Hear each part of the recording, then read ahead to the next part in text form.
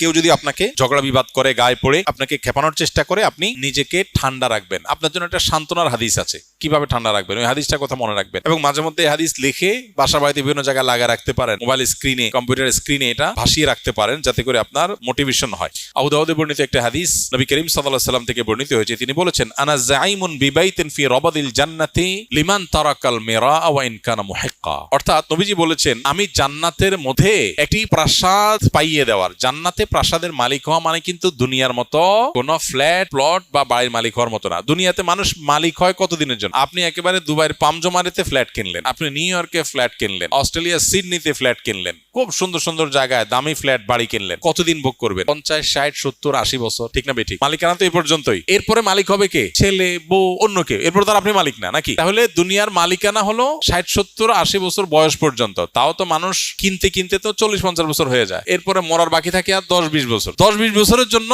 ফ্ল্যাটের মালিক হয়, তাতেই কি ভাবসাব। আর জান্নাতের যদি কেউ ফ্ল্যাট আর অট্টালিকার মালিক হয়, সেটা কতদিনের জন্য হবে? অনন্তকালের জন্য, যার কোনো শেষ নাই, যার কোনো সীমা নাই, কখনো শেষ হবে না। সুবহানাল্লাহ। নবীজি বলেছেন, আমি ওই ব্যক্তির জন্য জান্নাতের মধ্যখানে প্রাসাদ আল্লাহর কাছ থেকে পাইয়ে দেওয়ার দায়িত্ব নিলাম। আমি গ্যারান্টি দিচ্ছি, আল্লাহর কাছ থেকে আমি তাকে জান্নাত পাইয়ে দিব।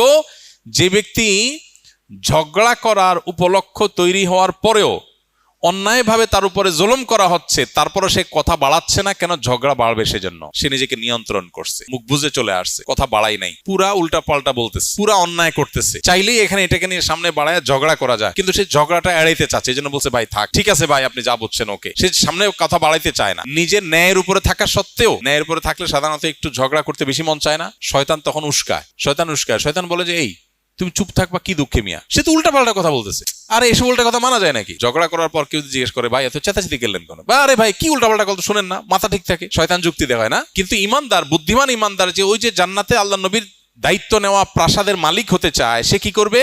সে সবর করবে। সে দেখতেছে উল্টা পাল্টা হচ্ছে, দেখছে যে কথা বললে এখানে ঝগড়া হবে, ঝগড়া হলে আমার মেজাজটা গরম হবে, তার সাথে বলবে, ভাই ঠিক আছে ভাই, ওয়াইদা খাতাবাহুমুল জাহিলুনা ক্বালু সালামা, জাহেলদের সাথে কথা বললে বলবে সালাম। এই মানুষটা খুব কম সমাজে, এই মানুষের সংখ্যা খুব, কারণ জান্নাতি মানুষ তো কম হবে। তাহলে এবার দেখেন, যৌক্তিক হোক, আপনার কথাটাই সঠিক, সে উল্টা পাল্টা বলতেছে, ফেসবুকে একজনের পোস্ট লিখছে, আর দেখলে মেজাজটা কি উল্টা পাল্টা কথা বলতেছে।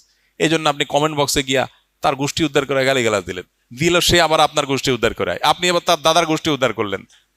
এভাবে আস্তে আস্তে সামনে বাড়তে থাকলো। বুদ্ধিমানের কাজ, সম্ভব হলে যৌক্তিকভাবে পারলে তাকে বুঝালাম, আর যদি মনে হয় বুঝাতে গিয়ে উল্টা বরং আমারই মেজাজ গরম হবে একটু পর, তার চাইতে ভালো বলবো, ভাই ঠিক আছে, আপনারটা নিয়ে আপনি থাকেন, মুস্কি হাসি দিয়ে চলে আসবো। এটা হলো বুদ্ধিমান মানুষের কাজ। ওয়াইজা খাতাবাহুমুল জাহিলুনা ক্বালু সালামা, জাহেলদের সাথে কথা